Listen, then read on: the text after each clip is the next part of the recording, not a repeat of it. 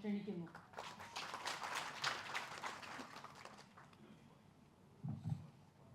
ഏറ്റവും പ്രിയങ്കരനായ അധ്യക്ഷൻ, ഈ മനോഹരമായ പരിപാടിയുടെ മുഖ്യ സംഘാടകൻ കൂടിയായ ശ്രീ രമേശ് ചെന്നിത്തല, അഭിവന്ദനായ കേരള ഗവർണർ ശ്രീ രാജേന്ദ്ര വിശ്വനാഥ് അർലേക്കർ, വേദിയിലും സദസ്സിലും ഇരിക്കുന്ന വിശിഷ്ടാതിഥികളെ, പ്രിയപ്പെട്ടവരെ, ഈ ദളിത് പ്രോഗ്രസ് കോൺക്ലേവ് കഴിഞ്ഞ 15 വർഷക്കാലമായി ശ്രീ രമേശ് ചെന്നിത്തലയുടെ നേതൃത്വത്തിൽ നടക്കുന്ന ഗാന്ധി ഗ്രാമം പദ്ധതിയുടെ ഒരു ചരിത്രപരമായ ഒരു മുഹൂർത്തമാണ്.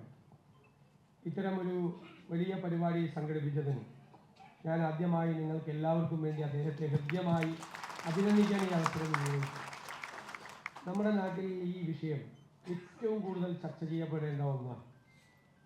എല്ലാ ഗവൺമെൻറ്റുകളും സംസാരിക്കുന്നത് എക്കണോമിക് ഗ്രോത്തിനെ കുറിച്ചാണ്, സാമ്പത്തിക പുരോഗതി.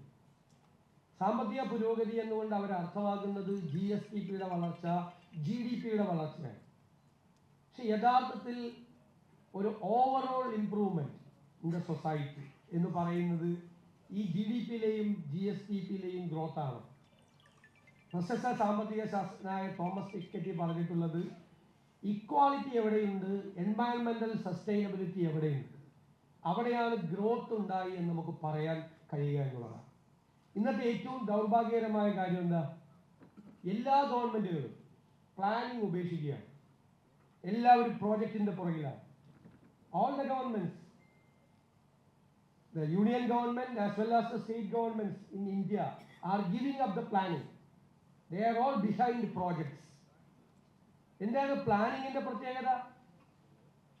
പ്ലാനിങ് ഉണ്ടെങ്കിൽ അതിൻ്റെ 10% SCP പ്രോഗ്രാമായിട്ട് SC കമ്മ്യൂണിറ്റിക്ക് കിട്ടും, 2% ആർക്ക് കിട്ടും?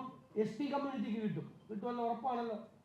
പ്രോജക്റ്റിൽ എവിടെയാണ് SCക്കും STക്കും പൈസ കൊടുക്കുന്നത്? കേരള ഗവൺമെൻറ് കിഫ്ബി പ്രോജക്റ്റ് തുടങ്ങിയപ്പോൾ അന്ന് ശ്രീ രമേശ് ചെന്നിത്തല പ്രതിപക്ഷ നേതാവ്, അത് ഞാൻ ലീഗൽ ഒബ്ജക്ഷൻ കൊണ്ടുവന്നു, നിങ്ങളിത് ചെയ്യരുത്. കാരണം എന്താ?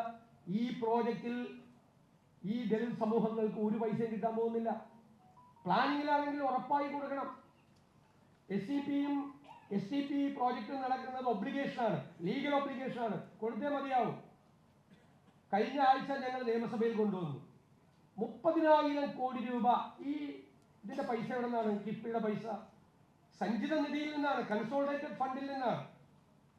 അവർ കടം മേടിച്ചാൽ ആ കടം തിരിച്ചടയ്ക്കേണ്ടത് സ്റ്റേറ്റ് ഗവൺമെന്റാണ്.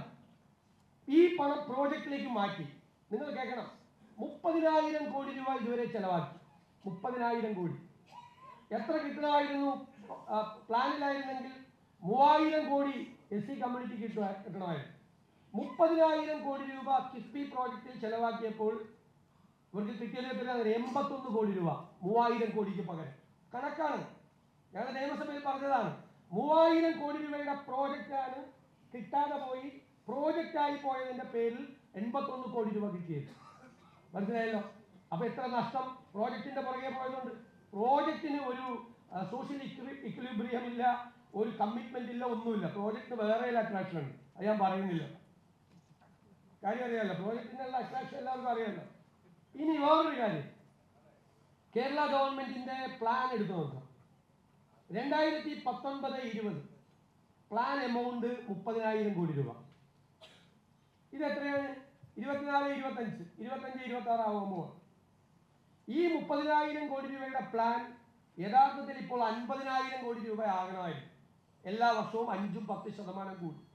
30,000 കോടി രൂപ ആയിരുന്ന സമയത്ത് 2019 ഈ 3,000 കോടി കിട്ടുമായിരുന്നു. ഇത് 50,000 കോടി രൂപയായിരുന്നെങ്കിലോ അത് 5,000 കോടി രൂപയായിട്ട് വർദ്ധിപ്പിച്ചേനെ. ഇനി ഞാൻ പറഞ്ഞത് നിങ്ങൾ കേട്ടോ. 2019-20 കേരള ഗവൺമെന്റിന്റെ പ്ലാൻ എമൗണ്ട് 30,000. 20-21 27,000 കോടി. നേരെ താഴോട്ട് പോവാം. 21-22 വീണ്ടും 30. 22-23 30. 23-24 30. 24-25 30,000 കോടി. പ്ലാനിൽ ഒരു വ്യത്യാസമില്ല. പ്ലാൻ സ്റ്റാഗ്നന്റ് ആയിട്ട് നിൽക്കുകയാണ്. Stagnant plan. 30,000 കോടി രൂപ ഉണ്ടാകേണ്ട പ്ലാൻ 6 വർഷം കൊണ്ട് 50,000 കോടി രൂപ ആകണമായിരുന്നു. വേണ്ടേ? ആയിരുന്നുവെങ്കിൽ 5,000 കോടി രൂപ SC പ്രോജക്റ്റ് കിട്ടുമായിരുന്നു. എന്തുകൊണ്ടാണ് പ്ലാൻ സ്റ്റാഗ്നന്റ് ആയി നിൽക്കുന്നത്? പ്ലാൻ ഇങ്ങനെ അനങ്ങാതെ നിൽക്കുന്നതിന്റെ ഇരകളാരാണ്? SC/ST വിഭാഗമാണ് കേരളത്തിലെ. വളരെ സിമ്പിളാണ്, ഇത് വലിയ കോംപ്ലിക്കേറ്റഡ് ആയ കണക്കൊന്നുമല്ല, വളരെ സിമ്പിൾ ആയിട്ടുള്ള കണക്കാണ്. കിട്ടുന്നില്ല, പൈസ കിട്ടുന്നില്ല, ഒരു കാര്യത്തിനും പൈസ കിട്ടുന്നില്ല. ഇനി കേട്ടോ, ഈ വർഷം നടന്നത് ഈ 30,000 കോടി എങ്കിൽ 30,000 കോടി, അതിന്റെ 10% എങ്കിൽ 10%, 3,000 കോടി ഉണ്ടല്ലോ. പ്ലാൻ കട്ട് എത്രയാണ് ഇപ്രാവശ്യത്തെ?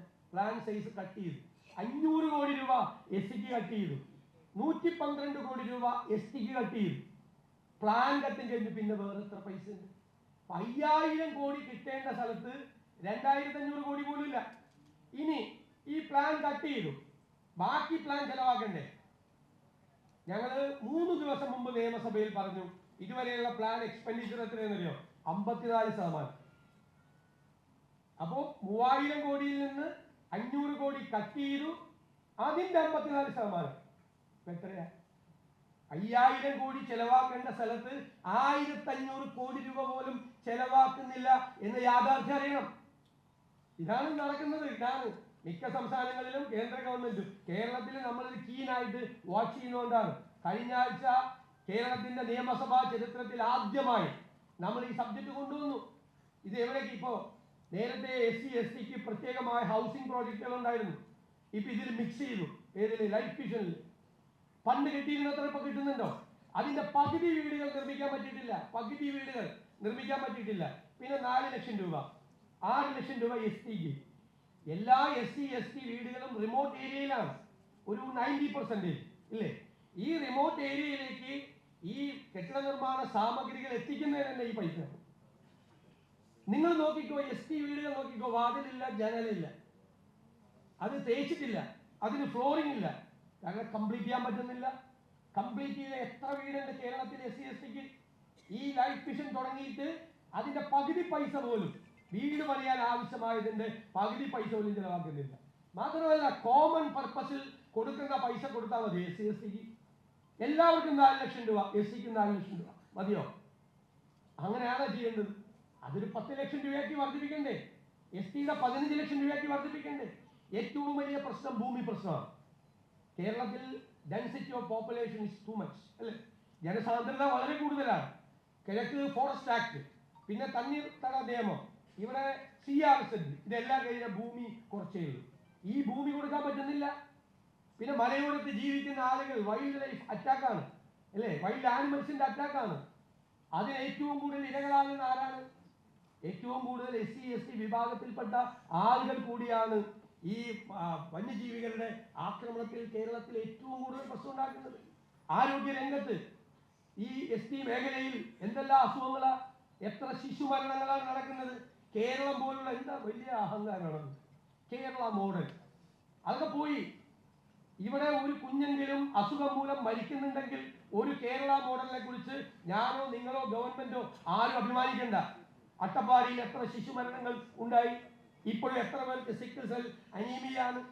ആരോഗ്യ കാര്യങ്ങളിൽ ഏറ്റവും പിന്നോക്കം നിൽക്കുന്ന ഈ ജനതയുടെ പ്രശ്നങ്ങൾ അഡ്രസ് ചെയ്യാൻ നമുക്ക് കഴിഞ്ഞിട്ടുണ്ടോ? ഹൗസിംഗിന്റെ കാര്യത്തിൽ പറ്റിയിട്ടുണ്ടോ? ഭൂമിയുടെ പ്രശ്നത്തിൽ പട്ടയം കൊടുക്കാൻ പറ്റിയിട്ടുണ്ടോ? കൊടുക്കാൻ പറ്റുന്നില്ല, ഇപ്പോഴും കൊടുക്കാൻ പറ്റുന്നില്ല. ഞാൻ മറ്റേ സോഷ്യൽ ഡിസ്ക്രിമിനേഷനെ കുറിച്ച് പറയുന്നില്ല.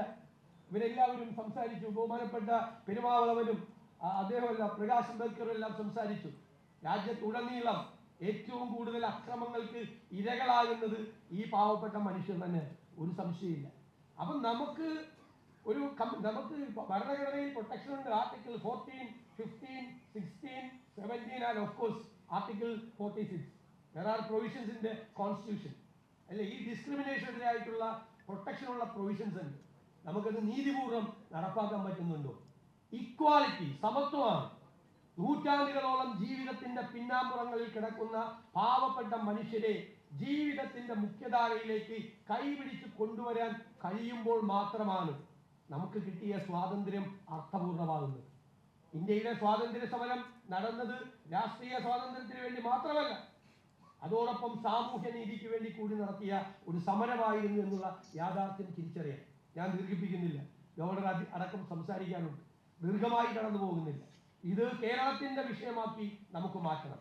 പല കാര്യങ്ങൾക്കും കേരളം രാജ്യത്തിന് മോഡൽ കൊടുത്തിട്ടുണ്ട്. ഈ പട്ടികജാതി പട്ടികവർഗ വിഭാഗങ്ങളുടെ സംരക്ഷണവും അവരെ ഹൃദയത്തോട് ചേർത്ത് നിർത്തലും കേരളത്തിന്റെ മോഡലാക്കി മാറ്റാൻ നമുക്ക് കഴിയണം. അതിനു വേണ്ടിയിട്ടുള്ള നല്ല തുടക്കമായി ഞാൻ ഈ പരിപാടിയെ കാണുന്നു. ബഹുമാന്യനായ ശ്രീ രമേശ് ചെന്നിത്തല ഇതുപോലെ പരിപാടി സംഘടിപ്പിച്ചത് ഒരിക്കൽ കൂടി അദ്ദേഹത്തെ അഭിനന്ദിച്ചുകൊണ്ട് ഈ പരിപാടിയിൽ പങ്കെടുക്കാൻ വന്നിട്ടുള്ള വിശിഷ്ടാതിഥികളെ ഹൃദയപൂർവ്വം കേരളത്തിലേക്ക് സ്വാഗതം കൂടി ചെയ്തുകൊണ്ട് ഞാൻ എൻ്റെ വാക്കുകൾ ചുരുക്കും.